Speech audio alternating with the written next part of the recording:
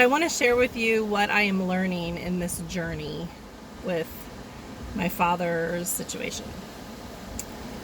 My father is the greatest love of my life and the greatest heartbreak of my life. And I say that kindly and gently and full of love. Okay? I love my dad more than anything. That is not to be a negative thing. It's just to show you the contrast of this time of my life.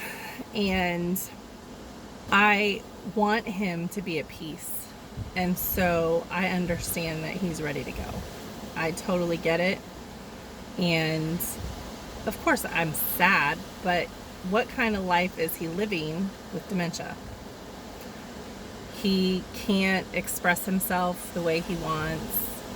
He feels like nobody wants to hear him talk, so he doesn't talk. And anybody that knows my dad, he loves to talk.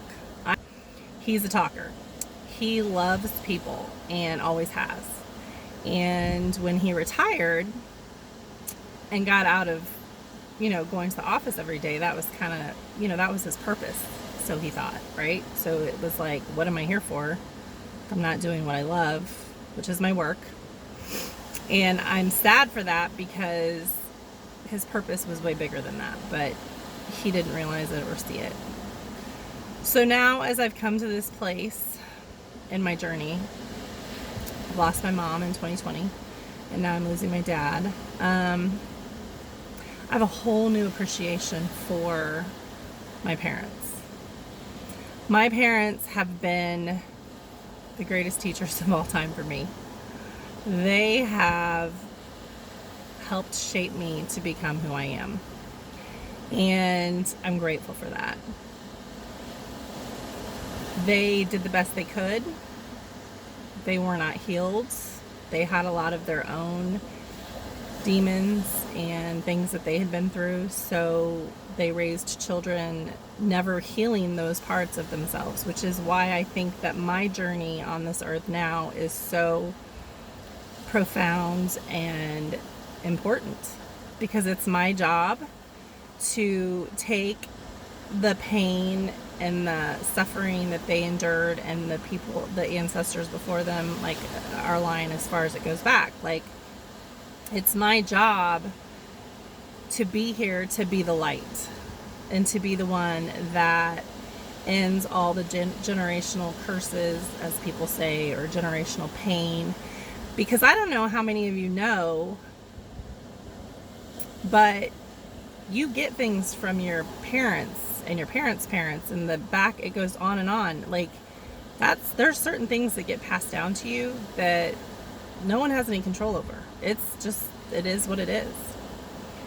And I never understood that or knew what that meant. And then very recently, I've been learning. And I know I've talked about family before out here. My family has been an interesting dynamic my whole life. And I've said more than once, family is not always blood, and that is true, but then they're still your blood family. And when you can look at them as your teachers and as basically wounded children themselves, it makes it a lot easier to forgive them, no matter what they've done. Now, I am not excusing anyone that has done terrible, horrible things. This is not an excuse for them, okay? It is just, it changes the narrative and the perspective when you think about, well, what did they go through? What happened to them when they were a child? And what part of that did they bring into being a parent to me? What did they not get from their parents that they didn't know how to give me because it lacked in their own life? And it really changes how you look at the people that hurt you, especially your parents, because they're our parents, right? So I always had this fantasy of what that meant. So I was supposed to be daddy's little girl and the apple of his eye and his whole world, because that's what dads were supposed to do. But I can tell you, I may have been the apple of his eye, but he wasn't around. I can tell you that he loves me, And I can tell you that I had to force the relationship because he had to focus on his new wife and his 4 stepchildren, and it's like he forgot who I was. And, you know, let's be honest, he didn't want to deal with my mom. And again, I say all this to say I'm not angry. I understand it now. And it kind of goes with everything that I'm sharing with you. So he worked. That's what my dad did. That was his whole life. Work, work, work, work, work. Nothing came before work, especially tax season.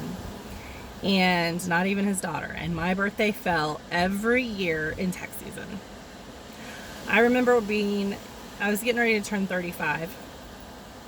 And I asked my dad if he would spend my birthday with me. Like, go to lunch. If he could just take a lunch break. And he was like, yeah, I think we can do that. Yeah. It ended up he didn't go to lunch with me. All I wanted to do was take a 2-hour break to go to lunch with me. Something very simple.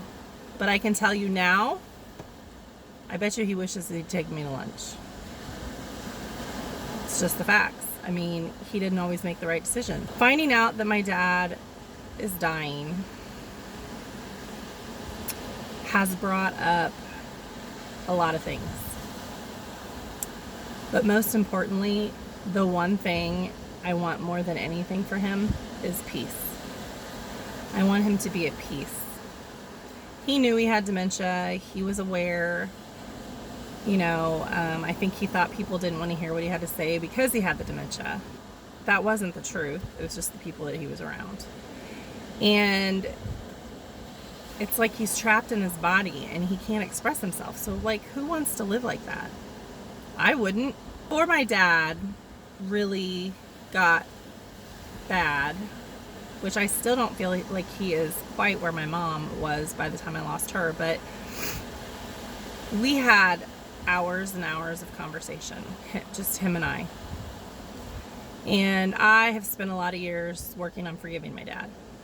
And I know that I've shared before, like, I spent my whole life chasing that love, right? So I'd get in bad relationship after bad relationship after bad relationship, because if anybody paid me 5 minutes of attention, it was 5 minutes more than I felt like I'd ever gotten before. And so then I was all in. And so then you end up in a lot of unhealthy relationships that way. But I have done the work, and I've forgiven him, and I love him so much. And he came to me shortly before he was diagnosed, and he said, I wish I'd been a better father to you. I'm sorry. Now, not everybody gets that validation and that apology. And believe me, I wish everybody could, because I didn't ever expect to get it. And it was a life-changing moment. Even though I'd done all the work and I had forgiven him, it was still like, whoa, he just, like, apologized to me. That was, wow. It was very emotional. But anyway, we had several conversations, and I'd ask him questions, and then I started digging into his life because I didn't really know a lot. I mean, my parents had me. My dad was 38, my mom was 40. They'd had whole lives before me, and I started asking questions, and I was like, Dad, like, tell me about your mom, and tell me about your brothers, and tell me about your first wife. You know, like, I just asking. I felt like I almost didn't know him. And he shared a lot of things with me. And it was beautiful, the bonding that we had. I remember we were both laughing because we both love cereal, Honey Nut Cheerios to be exact. And he's very set in his ways at this time. And he'd come down and he'd make his coffee. And he always had a bowl of Honey Nut Cheerios. And we were laughing because we both love Honey Nut Cheerios. But we didn't know that about each other because obviously we haven't lived with each other in years upon years. And there was some other little things that we were both like, oh, that's so funny. I love that too. Grapefruit. Grapefruit was always something that we both loved. I remember he used to take me to breakfast. Shoney's when I was like real little, and we go to Shoney's and we always ate breakfast together. And it's our favorite meal, both of us. So anyway, Just little things like that, or peanut butter. Like, we both love creamy peanut butter, but we didn't know these things. So here I am in my 40s, just learning how much my dad loves creamy peanut butter versus crunchy peanut butter and honey nut Cheerios. Like, little, like, you would think I would know those things, but I didn't, because we weren't around each other.